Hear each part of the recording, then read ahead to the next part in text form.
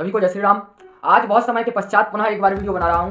पहले आप एक बार इनकी बात सुनिए, फिर मैं इनका उत्तर दूंगा। में प्राण आ गए हैं तो क्या ये मासिक धर्म की स्थिति से महीने में नहीं गुजरती होंगी? यदि गुजरती है तो तुम क्या इनको उठा करके उस समय के लिए बाहर कर देते हो मंदिर से? तो ये सब लोग मौन हो जाएंगे। ये बड़े ही प्रसिद्ध व्यक्ति हैं सोशल मीडिया पर। इनका कहने का अर्थ यही है कि जब आप भगवती की, दुर्गा काली माँ भगवती की प्रतिष्ठा जब मूर्तियों में करते हैं और उन्हें मंदिर में विराजमान करते हैं, तब उनके मासिक धर्म आने पर आप उन्हें मंदिरों से बाहर क्यों नहीं रख देते? तो मैं सीधा सवाल इनसे कहूंगा कि आप माँ भगवती को, जगत जननी माँ दुर्गा को, माँ काली को सामान्य स्त्रियों की तरह देखते हैं, सामान्य स्त्री दृष्टि उनकी तरफ रखते हैं, जो जगत जननी है, जगत को बनाने वाली हैं, उनके प्रति आप सामान्य स्त्री भाव कैसे रख सकते हैं? एक लड़की मीनाक्षी सहरावत ने जो रामदेव जी के लिए, आप वहां की विद्यार्थी थी, तो इस देश के इस प्रकार के बहुत सारे विचारधारा के लोग खड़े हो गए एक स्वर से उसकी निंदा करने लगे कि तूने यज्ञोपवीत क्यों पहन लिया।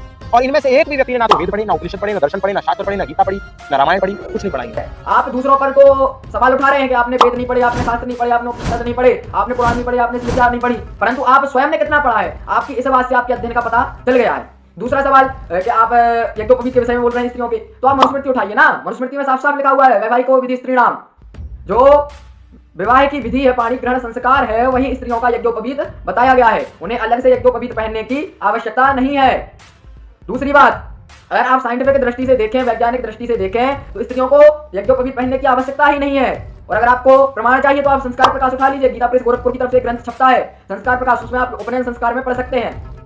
इसलिए मैं कहता हूं, इन्हें भ्रांति फैलाने वाले लोगों से, इस्कॉन आदि संस्थाओं से, इन्हें आर्य समाजियों से, अलंकार समाजियों से, रामपालियों से थोड़ा दूर रहिए। किसी योग्य गुरु की शरण में जाएं और वहां पर आप शास्त्रों का अध्ययन करें, वरना ऐसे लोग आपको केवल भ्रमित करेंगे।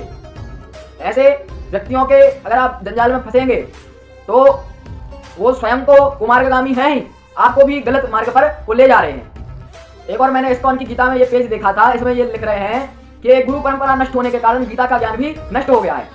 तो ये इस चीज में लिख रहे हैं गीता में। और मैंने एक इस्कॉन के फॉलोअर का वीडियो देखा था, इस्कॉन का अधिकारी ही मान लीजिए उसको, तो वो बोल रहा था कि गीता का ज्ञान ही सब कुछ है, स्कूल जाना छोड़ दो, भौतिक जगत का ज्ञान छोड़ दो। मतलब आप जैसे गीता का प्रचार कर रहे हैं, पहले तो उसी में कमी निकाल रहे हैं और फिर बोल रहे हैं कि गीता पढ़ो।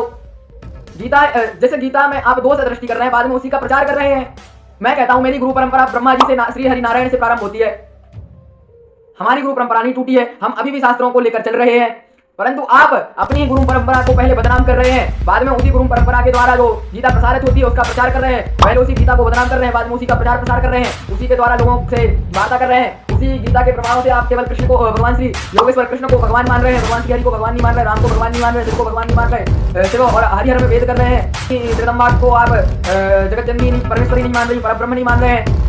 तो ये कैसा आपका ज्ञान है कि एक को तो आप भगवान बना रहे हैं, फिर उसी में दोष दृष्टि कर रहे हैं, अपने आप को वैष्णव कहते हैं और बाद में श्री हरि के अवतारों में ही भेद करने लगते हैं। ये कैसा ज्ञान है आपका? मैं एक और बात इन लोगों से कहूंगा, आप मूर्ति पूजा का विरोध करते हैं, ठीक है? अगर आप निराकार ब्रह्म को मानते हैं तो आप मानिए, आप निराकार ब्रह्म की उपासना कीजिए, परंतु तो मूर्ति पूजा कर रहा है उसे तो करने दीजिए, उसका क्यों विरोध कर रहे हैं? हमने निराकार ब्रह्म का विरोध नहीं किया, हम तो कहते हैं निराकार ओंकार, ठीक है? वही परमेश्वर निराकार भी है, वही ओंकार भी है।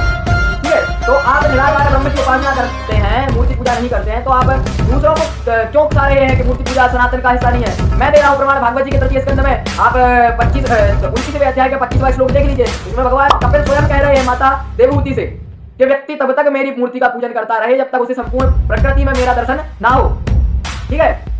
तो जब तक उसे प्रकृति में, जब तक मनुष्य को प्रकृति में भगवान का दर्शन ना हो, तब तक वह मूर्ति पूजन का आश्रय लेकर अपनी भक्ति को सुदृढ़ बनाए, ठीक है? अब आप डायरेक्ट मूर्ति पूजन का विरोध कर रहे हैं, तो ऐसा तो नहीं है। कहने का तात्पर्य मेरा केवल यही है कि जो कुप्रचार करने वाले तंत्र हैं, भ्रांति फैलाने वाले तंत्र हैं और इन तंत्रों में जुड़े व्यक्ति हैं, इनके चक्कर में आप ना पड़े। गुरु शिष्य परंपरा के अंतर्गत आप अध्ययन करें, किसी श्रेष्ठ गुरु से अध्ययन करें, वरना इनका काम केवल ये है तोड़ मरोड़ से शास्त्रों को आपके सामने प्रस्तुत करते हैं। एक देवी जी का मैंने पहले भी वीडियो बनाया था, ये भागवत के तृतीय अध्याय के उस अध्याय में भगवान अपने तीन प्रकार के भक्तों के विषय में बताते हैं। तीन प्रकार के भक्त होते हैं, राजस तामस, काम भक्ति करने वाले, ठीक है?